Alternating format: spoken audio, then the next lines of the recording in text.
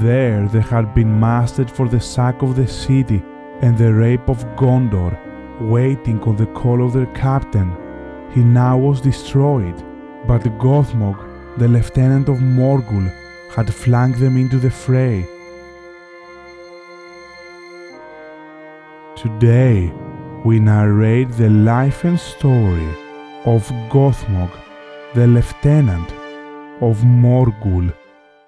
The birth and the age of Gothmog is a mystery, as nothing is known about it. He shares his name with Gothmog, the Lord of the Balrogs from the Elder Days. His name is Sindarin, and it most probably means Dread Oppressor. Gothmog is a being of unidentified kind. There are many theories concerning what kind of being he is. One theory, which is less likely but cannot be dismissed, is that he is one of the orcs or one of the Uruks, despite having a Sindarin name.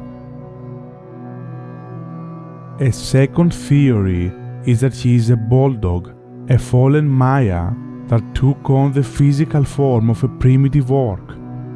As we are told in Morgoth's Ring, the 10th volume of the History of Middle-earth book series, Melkor had corrupted many spirits, some great, as Sauron, or less so, as Balrogs.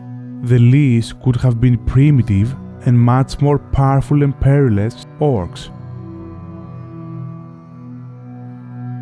A third theory would be that Gothmog is one of the Nazgûl, the Ringwraiths, the undying servants of the One Ring, although the Professor Tolkien never specifically mentions his name among them. The last theory, and perhaps the one which is most likely, is that he is a man, possibly a Black Númenórean. This theory is supported by the fact that the Lieutenant of the Tower of Barad-dûr, the mouth of Sauron, was also a man, a descendant of the Black Númenóreans, so it seems pretty likely that the Lieutenant of Minas Morgul could descend from the same race. Furthermore, when the Witch King leads his armies from Minas Morgul in order to assault Minas Tirith, Frodo and Sam observe that his companions indeed seem to have been men. Thus Gothmog could be among them. On the 15th of March 1319 of the Third Age, the Battle of the Pelennor Fields has ignited.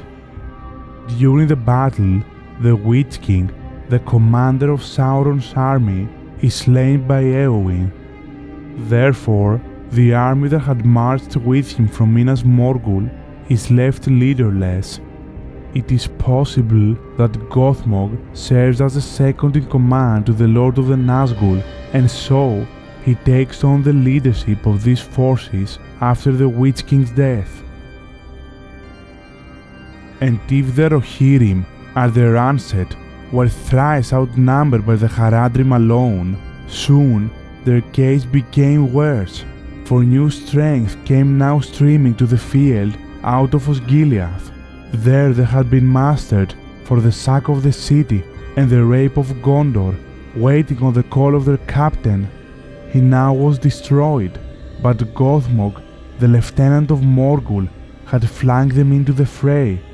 Easterlings with axes and Variags of Khand, Southrons in scarlet, and out of far Harad, black men like half-trolls with white eyes and red tongues.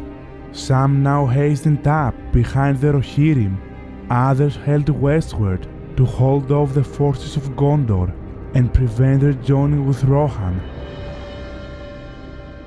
Although the Lieutenant of Morgul has the advantage of numbers in the Battle of the Pelennor Fields, he and his forces are nonetheless defeated by the combined forces of Gondor and Rohan. Gothmog's fate is never specified by Tolkien. He may have perished along with almost all of the servants of Sauron that fought in this battle. Some managed to flee out of Ramashehor, but drowned in the foam of the Anduin River. Very few ever returned eastward to Minas Morgul or Mordor. If Gothmog is among the survivors, one can only guess. Thank you so much for watching. We'll see you in the next one on My Govanen Namarie.